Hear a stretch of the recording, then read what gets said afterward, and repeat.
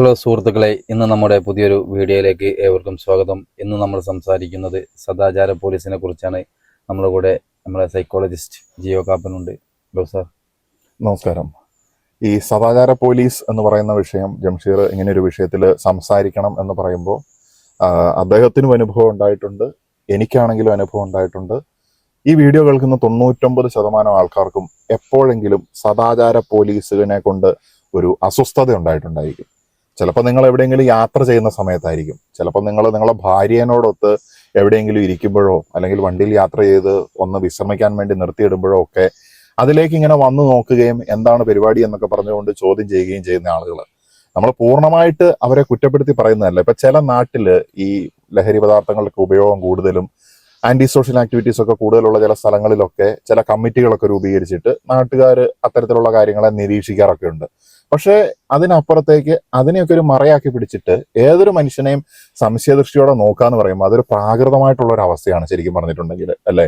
അതായത് പുറത്തുനിന്ന് ഒരു മനുഷ്യൻ നമ്മുടെ ഒരു ടെറിട്ടറിയിലേക്ക് വന്നു കഴിയുമ്പോൾ അവൻ ആരാണ്, അവൻ ഏതാണ്, അവൻ നെഗറ്റീവായിട്ടുള്ള ഒരാളാണ്, അവൻ കള്ളനാണ്, അല്ലെങ്കിൽ അവൻ എന്തോ തട്ടിപ്പാണ് എന്ന് പറഞ്ഞുകൊണ്ട് വീക്ഷിക്കുകയാണ്. അപ്പൊ അവിടെ പ്രധാനമായിട്ടും വർക്ക് ചെയ്യുന്നൊരു കാര്യം, ഒന്ന്, ഈ നാട്ടിലുള്ളവന്റെ ഒരു തിണ്ണമെടുക്ക് എന്ന് നമുക്ക് പറയാനായിട്ട് സാധിക്കും. അതായത് ഞാൻ ഈ നാട്ടുകാരനാണ്, അപ്പൊ പുറത്തുനിന്ന് വന്ന ഒരുത്തന് ഇവിടെ വലിയ കളിയൊന്നും നടക്കില്ല, എനിക്കിവിടെ സംഘബലമുണ്ട്, അവൻ ഒറ്റയ്ക്കാണ്, അപ്പൊ അവൻ വരുത്തനാണ് എന്നുള്ള ഒരു കാര്യം വരുമ്പോൾ തന്നെ ഈ സാധാരണ നമ്മൾ ഈ ഒരു പ്രതിഭാസം കാണുന്നത് ഈ മൃഗങ്ങളിലും പക്ഷികളിലും ഒക്കെയാണ്.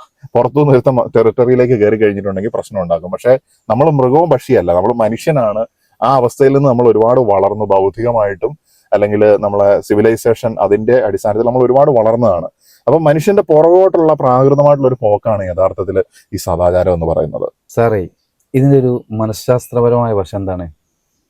സൈക്കോളജിക്കലി നോക്കുന്ന സമയത്ത് ഇത് പ്രധാനമായിട്ടും നമ്മളൊരു ഈഗോ സ്റ്റേറ്റ് ആണ്.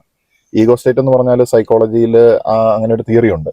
തിയറിയിലേക്ക് ഞാൻ പോകുന്നില്ല, ബട്ട് അതിൽ ഇങ്ങനെയാണ് അടിസ്ഥാനപരമായിട്ട് ഈ സദാചാര പോലീസിന്റെ കാര്യം വരുമ്പോൾ അത് വർക്ക് ചെയ്യുന്നത്. I am okay, you are not okay. ഇപ്പൊ ആൾക്കാർ സാധാരണ ചിന്തിക്കുന്ന അങ്ങനെയാണ് എപ്പോഴും, അല്ലെ?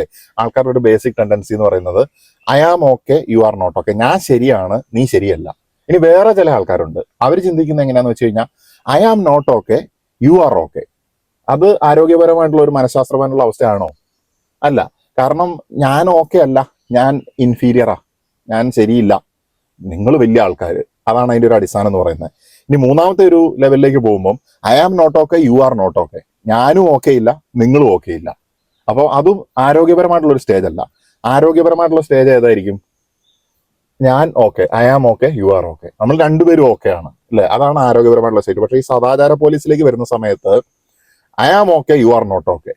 അപ്പൊ മറ്റൊരുത്തനെ ക്വസ്റ്റ്യൻ ചെയ്യുവാണ്, ഞാൻ ശരിയാണ്, ഞാൻ പറയുന്നത് ശരിയാണ്, ഞങ്ങൾ പറയുന്നത് കറക്റ്റ് ആയിട്ടുള്ളൂ, അത് അവിടെ ചെയ്യുന്ന തെറ്റാണ്, അങ്ങനെയല്ല ഇങ്ങനെയല്ല. ഓരോ അവരുടെ സംസ്കാരത്തിന്റെ അടിസ്ഥാനത്തിൽ ചിലപ്പോൾ അതിൽ നിന്ന് കുറച്ച് വ്യത്യസ്തമായിട്ടുള്ള കാര്യമായിരിക്കും മറ്റേ വ്യക്തി ഏർപ്പെട്ടിരിക്കുന്നത്. പക്ഷെ അത് ഒന്നിനുള്ള ലൈസൻസ് അല്ല ഞാൻ ഈ പറയുന്നത്. നമ്മളൊരു നാട്ടിൽ ചെല്ലുമ്പോൾ ആ നാട്ടിന്റെ സംസ്കാരത്തിനനുസരിച്ച് പോകുന്നതാണ് നല്ലത്, നിയമപരമായിട്ടുള്ള രീതിയിൽ മുന്നോട്ട് പോവുക. പക്ഷെ ഈ ഈഗോ സ്റ്റേറ്റ് എന്ന് പറയുമ്പോൾ നമ്മൾ പണ്ട് പുസ്തകങ്ങളിലൊക്കെ വായിച്ചതുപോലെ നിങ്ങളിൽ തെറ്റ് ചെയ്യാത്ത ആൾക്കാർ കല്ലെറിയട്ടെ എന്നുള്ളതാണ്. അപ്പോൾ നമ്മളിൽ തെറ്റ് ചെയ്യാത്ത ആൾക്കാർ ആരുണ്ടെന്ന് ചോദിച്ചു കഴിഞ്ഞാൽ എല്ലാവരുടെയും കല്ലവർ താഴെ ഇടും, അല്ലെ? അതാണ് അതിന്റെ അവസ്ഥ. അതുപോലെ തന്നെ സ്വന്തം കണ്ണിലെ തടിക്കഷ്ണം കാണാതെ മറ്റുള്ള ആൾക്കാരുടെ കണ്ണിലെ കരട് തപ്പുന്ന അവസ്ഥ. ഇവന് തന്നെ മര്യാദയ്ക്ക് കണ്ണ് കാണത്തില്ല. അപ്പം ഈ ഒരു മനഃശാസ്ത്രപരമായിട്ടുള്ള വശവും കൂടെ ഇതിലേക്ക് വരുന്നുണ്ട്. അതിന്റെ കൂടെ തന്നെ ഈ ഈഗോയുടെ വേറൊരു സബ്റ്റിലായിട്ടുള്ള സൂക്ഷ്മമായിട്ടുള്ള ഒരു അവസ്ഥയും കൂടി ഉണ്ട്. അതായത് വേറൊരുത്തൻ തെറ്റുകാരനാന്ന് പറയുമ്പോൾ ഞാനൊരു പുണ്യവാളനായതുപോലത്തെ ഒരു ഫീലിംഗ് എനിക്ക് കിട്ടുവാണ്. ഇതാണ് അതിന്റെ അടുത്തതായിട്ടുള്ള ഒരു കാര്യം എന്ന് പറയുന്നത്. സാറേ, നമ്മൾ ഇതിനെപ്പറ്റി സാമൂഹിക മനഃശാസ്ത്രമായിട്ട് എങ്ങനെയാണ് ഇത് കണക്ട് ചെയ്യുന്നത്? പിന്നെ ഇതിനെക്കുറിച്ച് എനിക്ക് കിട്ടാത്തത് സാറിന് കിട്ടുമ്പോൾ എന്നിൽ ഉണ്ടാകുന്ന ഒരു മാനസികമായ വിഭ്രാന്തിയാണ് ഈ സദാചാര പോലീസ് എന്ന് എനിക്ക് തോന്നുന്നു. അതാണോ ശരി? തീർച്ചയായിട്ടും അത് വളരെ ശരിയായിട്ടുള്ള, വളരെ സ്ട്രൈക്കിംഗ് ആയിട്ടുള്ള ഒരു പോയിന്റ് ആണ്. എനിക്ക് കിട്ടാത്തത് അവന് കിട്ടി, അപ്പൊ എനിക്കുണ്ടാകുന്ന ഫ്രസ്ട്രേഷൻ, അല്ലെ? ആ ഒരു ഫ്രസ്ട്രേഷൻ, അതുപോലെ തന്നെ കിട്ടാത്ത മുന്തിരി പുളിക്കുന്നുള്ള ഒരു ഫ്രസ്ട്രേഷനും ഉണ്ട്. ഈ രണ്ട് കാര്യവും ഇതിൽ കറക്റ്റ് വർക്ക് ചെയ്യുന്നുണ്ട്. അതിനോടൊപ്പം തന്നെ ഈ എനിക്ക് ഇതില്ലല്ലോ, അവനതുണ്ടല്ലോ, ഈ ചിന്തയൊക്കെ ആരുടെ മനസ്സിലാ വരിക? എല്ലാ ദിവസവും രാവിലെ 8 മണിക്കോ 9 മണിക്കോ എഴുന്നേറ്റ് പണിക്ക് പോയി വൈകുന്നേരം 6 മണിക്ക് കുളിച്ച് കയറുന്നവൻ ഈ ചിന്ത വരാൻ സമയമുണ്ടോ? ഇല്ല. അവൻ കഠിനമായിട്ട് ശാരീരികമായിട്ടോ ബുദ്ധിപരമായിട്ടോ അധ്വാനിച്ചുകൊണ്ടിരിക്കുക. അലസന്റെ മനസ്സ് പിശാചിന്റെ പണിപ്പുര എന്നാണ് പറയുന്നത്. അതായത് പ്രധാനമായിട്ടും അയ്യോ എനിക്കിതില്ല, അവൻ അതുണ്ട്, എന്നാ പിന്നെ അവനെ ഒന്ന് ശരിയാക്കി കൊടുക്കുക. ഈ ചിന്ത വരുന്ന അലസന്മാർക്കാണ്.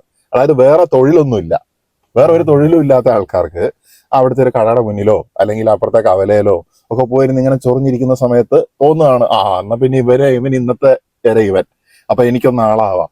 അപ്പൊ ഇപ്പൊ നമ്മൾ കണ്ടുവരുന്ന ഒരു വളരെ ഞാൻ ഈ അടുത്ത് നിരീക്ഷിച്ചിട്ടുള്ള വളരെ മോശമായിട്ടുള്ള ഒരു കാര്യമാണ് ഈ നിയമം കയ്യിലെടുക്കുന്ന അവസ്ഥ.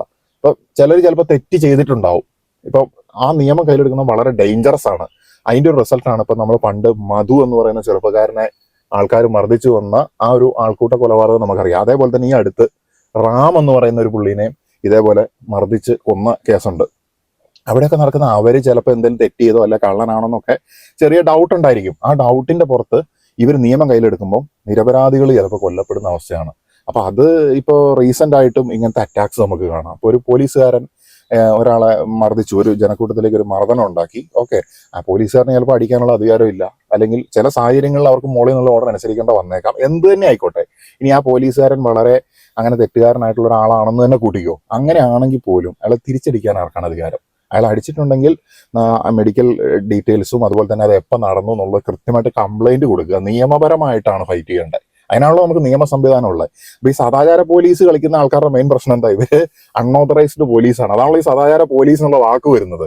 അപ്പൊ ഇവര് നിയമം കയ്യിലെടുക്കുക. ബേസിക്കലി അവർ ചെയ്യുന്നത് തന്നെ തെറ്റാണ്. അവർക്ക് ഇനി എന്തെങ്കിലും ഒരു പരാതി, അവിടെ ആൾക്കാർ ചെയ്യാൻ പാടില്ലാത്തൊരു കാര്യം വഴി സൈഡിൽ ചെയ്യുന്നുണ്ട് എന്നുണ്ടെങ്കിൽ എന്ത് ചെയ്യാം? ഇവർക്ക് പോയിട്ട് കംപ്ലൈന്റ് കൊടുക്കാം, ഫോട്ടോ സഹിതം എവിഡൻസ് സഹിതം. വണ്ടിയുടെ നമ്പർ ഉണ്ടെങ്കിൽ അത് വെച്ച് അവർക്ക് കംപ്ലൈന്റ് കൊടുക്കാം. ഈ മോഷണം നടന്നിട്ടുണ്ട്, ആളെ പിടിച്ചു വെക്കാം, പോലീസിനെ വിളിക്കാം. അതിനാണല്ലോ നമുക്ക് നിയമ സംവിധാനം.